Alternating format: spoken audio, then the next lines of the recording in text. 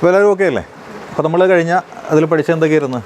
Writ പഠിച്ച്, habeas corpus പഠിച്ച്, പിന്നെ മാൻഡമസ്, കോവർണോയെ പഠിച്ചു. ഇനി പഠിക്കാൻ ബാക്കിയുള്ള എന്തൊക്കെയാണ്? പ്രോഹിബിഷൻ പഠിക്കാറുണ്ട്. അപ്പോൾ എന്താണ് പ്രോഹിബിഷൻ? അടുത്തത് സേർഷ്യൂറിയും പഠിക്കാറുണ്ട്. അപ്പോൾ പ്രോഹിബിഷനും സേർഷ്യൂറിയുമാണ് നമ്മൾ പഠിക്കാനുള്ളത്. ഇത് തമ്മിൽ എന്തെങ്കിലും ബന്ധമുണ്ടോ? കോമൺ ആയിട്ട് എന്തെങ്കിലും ഫീച്ചേഴ്സ് ഇതിന് രണ്ടിനും ഉണ്ടോ സവിത? കാണുമോ ഇല്ലയെന്ന് സവിതയ്ക്ക് അറിയില്ല അല്ലേ? അതുണ്ടോ ഇല്ലയോ എന്നറിയാൻ വേണ്ടിയിട്ടല്ലേടോ തൻ്റെ ക്ലാസ്സിൽ ഞാൻ വന്നിരിക്കുന്നത് എന്നൊരു ഭാവമാണോ ആ മുഖത്ത് പിന്നെ പറഞ്ഞത് എന്ന് തോന്നുന്നു അല്ലേ?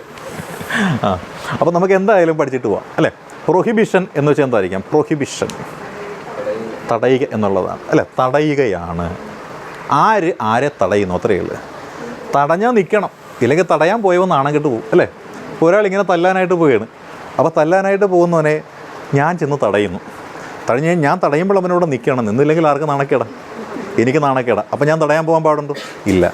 ഞാൻ പോയി തടഞ്ഞാൽ ആ തടയുന്നത് കൊണ്ട് അവനവിടെ നിൽക്കണമെങ്കിൽ മാത്രമേ ഞാൻ തടഞ്ഞെങ്കിൽ അതിന് ഫലം കിട്ടുകയുള്ളൂ. അതേപോലെ പ്രൊഹിബിഷൻ എന്ന് പറയുന്ന ആ സംഭവം പ്രൊഹിബിഷനായിട്ട് മാറണമെന്നുണ്ടെങ്കിൽ ആ തടയലിൽ അവനവിടെ നിൽക്കണം. അപ്പോൾ തടയാൻ പവറുള്ളവനെ പ്രൊഹിബിഷൻ എന്നുള്ള റിട്ട് കൊടുക്കാൻ പറ്റുള്ളൂ. അപ്പോൾ ഇതാര് കൊടുക്കുന്നു എന്നിപ്പോൾ ഏകദേശം ബോധ്യമായി കാണുമല്ലോ. ആര് കൊടുക്കുന്നു? ആ സുപ്രീം കോടതിയോ ഹൈക്കോടതിയോ കൊടുക്കും. കാര്യം ഇത് ഇതിൻ്റെ ഭാഗമായിട്ടാണ് നമ്മൾ പഠിക്കുന്നത്, റിട്ടുകളുടെ ഭാഗമായിട്ടല്ലേ. അപ്പോൾ റിട്ടുകൾ പുറപ്പെടുവിക്കാൻ അധികാരമുള്ളതാർക്കാണ്? സുപ്രീം കോടതിക്കും ഹൈക്കോടതിക്കും മാത്രമേ ഉള്ളൂ. അപ്പോൾ ഇവർ ഈ പ്രൊഹിബിഷൻ കൊടുക്കും. ഹൈക്കോടതി പ്രൊഹിബിഷൻ നടത്താൻ ചെല്ലുമോ? സുപ്രീം കോടതിയോട് പോകരുത് എന്ന് പറഞ്ഞ് ചെല്ലുമോ? അങ്ങനെ ഹൈക്കോടതി സുപ്രീം കോടതിക്ക് ഈ പറഞ്ഞിട്ടുള്ള പ്രൊഹിബിഷൻ ഉത്തരവ് കൊടുത്തു കഴിഞ്ഞാൽ ഈ പാണ്ടിലോറിയുടെ മുന്നിൽ തവള മസിൽ പിടിച്ച് നിൽക്കുന്ന ഒരു ഫീലല്ലേ കിട്ടുള്ളൂ. കാരണം ഹൈക്കോടതിക്ക് സുപ്രീം കോടതിയെ ചെറുക്കാൻ പറ്റുമോ? ഒരിക്കലും പറ്റില്ല അല്ലേ? അപ്പോൾ ഇവർക്ക് കൊടുക്കാൻ പറ്റുക ആർക്കാണ്? കീഴ്ക്കോടതികൾക്കാണ് എന്ന് നമുക്ക് മനസ്സിലായി അല്ലേ? കീഴ്ക്കോടതികൾ എന്ന് പറയാൻ നേരത്ത് ലോവർ കോർട്ടെന്ന് നമ്മൾ പറയും. അപ്പോൾ ലോവർ കോർട്ടിനാണ് ഏത് ഇഷ്യൂ ചെയ്യുന്നത്? പ്രൊഹിബിഷൻ ഇഷ്യൂ ചെയ്യുന്നത്. ആര് ഇഷ്യൂ ചെയ്യുന്നത്? Higher court. ഹയർ കോർട്ട് എന്ന് പറയുമ്പോൾ ആരാണ് ഇവിടെ ഉള്ളത്? സുപ്രീം കോടതിയും ഹൈക്കോടതിയാണ്. അപ്പോൾ സുപ്രീം കോടതിയും ഹൈക്കോടതിയും കീഴ്ക്കോടതികൾക്ക് കൊടുക്കുന്ന ഒരു ഉത്തരവിനെയാണ് നമ്മളെന്ത് വിളിക്കുന്നത്? പ്രൊഹിബിഷൻ എന്ന് വിളിക്കുന്നത്. പ്രൊഹിബിറ്റ് ചെയ്യേണ്ട അല്ലെങ്കിൽ തടയേണ്ടി വരുന്നൊരു സാഹചര്യം എന്താണ്? തടയേണ്ടി വരുന്ന എപ്പോഴാണ്? ഒരാളെ നമ്മൾ തടയേണ്ടി വരുന്നത് എപ്പോഴാണ്? തടയേണ്ടി വരുന്നത് അവൻ പരിധി വിട്ട് പെരുമാറുമ്പോഴല്ലേ തടയേണ്ടി വരിക. അപ്പോൾ എന്തുണ്ട്? എല്ലാവർക്കും ഒരു പരിധിയുണ്ട് അല്ലേ? ഒരു പരിധിയുണ്ട്. എല്ലാത്തതും ക്ഷമയ്ക്ക് ഒരു പരിധിയുണ്ട് എന്ന് പറയാറില്ലേ? ചേച്ചി അനിയത്തിയും കൂടി ഇടിവെക്കാൻ നേരത്ത് പറയാറില്ല, എൻ്റെ ക്ഷമയെ നീ പരീക്ഷിക്കരുതെന്ന് പറയാറുണ്ട് അല്ലേ? അപ്പോൾ അങ്ങനെ ഒരു പരിധി വിട്ട് ആര് പെരുമാറുന്നു? കോടതികൾ. ഏത് കോടതിയാണ്? താഴെയുള്ള കോടതികൾ. അത് സാധാരണമാണ്.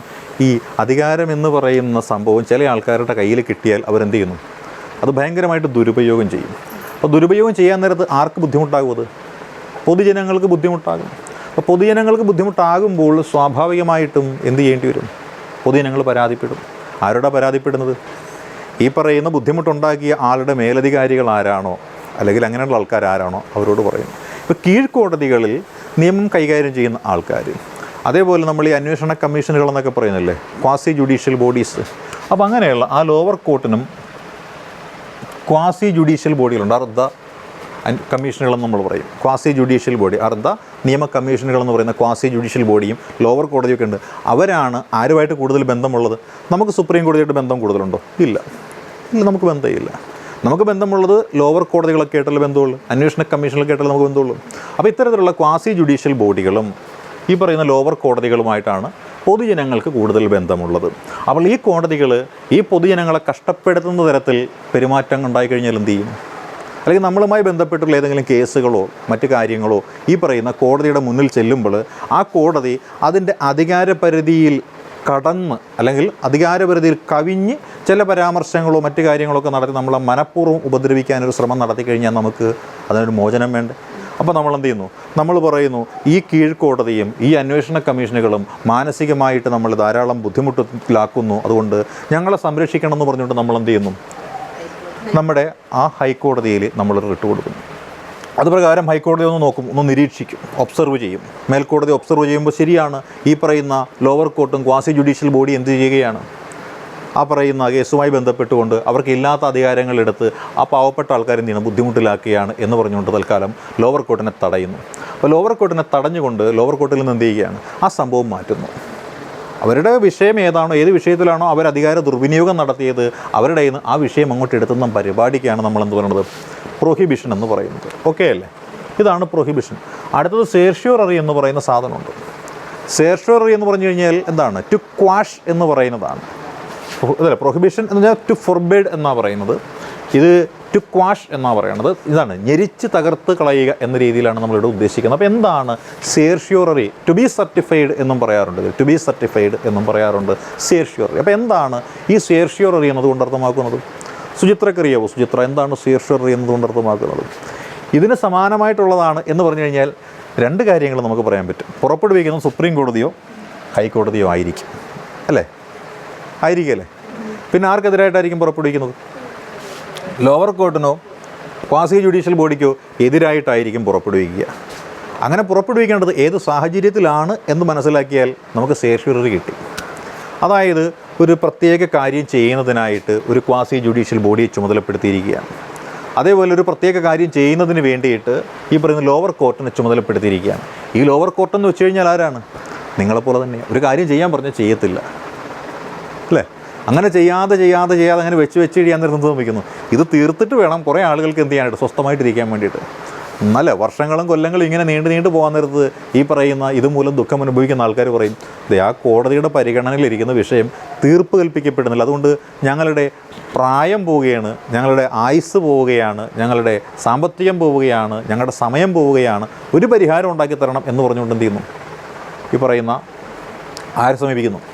സുപ്രീം കോടതിയെയോ ഹൈക്കോടതിയെ സമീപിക്കും. ഹൈക്കോടതി ഇങ്ങനെ നോക്കാമെന്നാൽ ശരിയാണ്, അവനെന്താണ് ചില ആൾക്കാരെ പോലെ ഉറക്കം തൂങ്ങിയപ്പോൾ ഇങ്ങനെ ഉറക്കം ആക്റ്റീവല്ല, തൂങ്ങിയിരിക്കുകയാണ്, പണിയൊന്നും നീങ്ങുന്നില്ല. അപ്പോൾ എന്ത് ചെയ്യുന്നു? തട്ടി വിളിച്ചിട്ട് പറയും, മതി ആ പേപ്പർ ഇങ്ങോട്ട് എടുത്ത് കൊടുത്ത്, ഇന്ന് നോക്കണ്ട, ഞാൻ വേറെ ആളെ കൊണ്ട് നോക്കിച്ചോളാം എന്ന് പറയല്ലേ. ഇത് തന്നെ. അതായത് ഒരു കോടതിയുടെ പരിഗണനയിലിരിക്കുന്നൊരു വിഷയത്തെ മേൽക്കോടതി ഇടപെട്ടുകൊണ്ട് എന്ത് ചെയ്യുകയാണ്? മറ്റൊരു കോടതിയുടെ പരിഗണനയിലേക്ക് വിട്ടുകൊടുക്കുകയും ഏത് കോടതിയുടെ പരിഗണനയിലാണോ ഇരുന്നിരുന്നത് അവർ ആ വിഷയത്തിലെടുത്ത തീരുമാനങ്ങൾ മുഴുവൻ എന്ത് ചെയ്യുകയാണ്? റദ്ദ് ചെയ്യുകയും ചെയ്യും. ഇതാണ് ഏതെന്ന് പറയുന്നത്? സേർഷ്യോററി എന്ന് പറയുന്നത്. മറ്റേത് പ്രൊഹിബിഷൻ എന്ന് പറഞ്ഞു കഴിഞ്ഞാൽ എന്താണ് സംഭവിച്ചത്? ഒരു കോടതിയുടെ പരിഗണനയിലിരിക്കുന്ന വിഷയം, ആ വിഷയത്തെ മേൽക്കോടതി ഇടപെട്ടിട്ട് വേറൊരു കോടതിയിലേക്ക് മാറ്റുകയും ഈ കോടതിയുടെ വിധി എന്ത് ചെയ്യുകയാണ്? തടയുകയും ചെയ്യുന്ന പരിപാടി. രണ്ടും തമ്മിൽ വലിയ വ്യത്യാസമുണ്ടോ? ഇല്ല. ആകെയുള്ള വ്യത്യാസം എന്താണ്? ഒന്നാമത്തെ കേസ് പ്രൊഹിബിഷൻ എന്ന കേസിൽ അവൻ ഭയങ്കര ഓവറായിട്ട് ആക്റ്റീവായി, അല്ലേ? നമ്മൾ കുറേ ഓവറായിരുന്നു. ആര്? പ്രൊഹിബിഷൻ്റെ കേസിൽ അത് കൈകാര്യം ചെയ്ത കോടതി ഓവറായിരുന്നുവെങ്കിൽ സേർഷ്യോററിയിലോ ഉറക്കം തൂങ്ങിയായിരുന്നു, ഒന്നും ചെയ്തില്ല. ഒന്ന് അധികാര ദുർവിനിയോഗം അല്ലെങ്കിൽ അധികാരത്തെ കൂടുതലായിട്ട് ഉപയോഗിച്ചതിൻ്റെ അടിസ്ഥാനത്തിൽ അവിടെ പ്രൊഹിബിഷൻ നടന്നെങ്കിൽ ഇവിടെയോ അധികാരം വിനിയോഗിക്കാത്തതിൻ്റെ പേരിൽ എടുത്ത് മാറ്റേണ്ടതായിട്ട് വന്നു. ഇപ്പോൾ രണ്ടും തമ്മിൽ ബന്ധമില്ല. എന്താണ്? പരസ്പര വിരുദ്ധം എന്ന് പറയുന്നൊരു ബന്ധമില്ലേ? ആ സംഭവമാണ് ഏതെന്ന് പറയുന്നത്? ഈ പറയുന്ന സേർഷ്യോററി എന്ന് പറയുന്നത്. അപ്പോൾ നമ്മൾ നോക്കിയ സേർഷ്യോററി എന്താണെന്ന് വ്യക്തമായി, അല്ലേ? പ്രൊഹിബിഷൻ എന്താണെന്ന് വ്യക്തമായില്ലേ?